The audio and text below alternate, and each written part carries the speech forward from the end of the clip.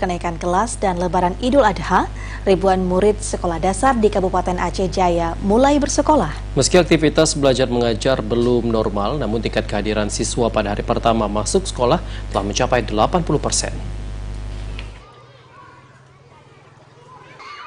Pasca liburan sekolah dan Idul Adha 1443 Hijriah, berbagai sekolah tingkat sekolah dasar di Kabupaten Aceh Jaya kembali beraktivitas.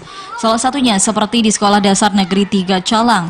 Ratusan siswa terlihat mulai bersekolah meskipun aktivitas belajar mengajar belum normal. Di sekolah ini, pada hari pertama masuk sekolah, para siswa hanya melakukan kegiatan halal bihalal.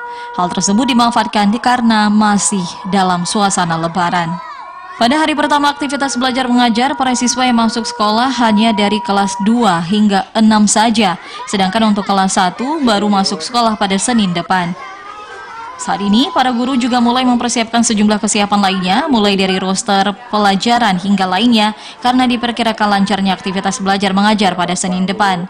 Dara, salah satu siswa, mengungkapkan dirinya sangat merasa senang dapat bersekolah kembali, karena dapat kembali bertemu dengan teman-teman dan guru.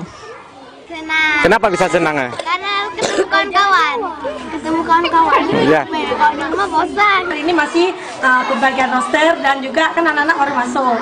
Jadi baru kenal dengan wali kelas dulu. Siapa wali kelasnya? Kemarin kan udah bergeser lagi, bertukar.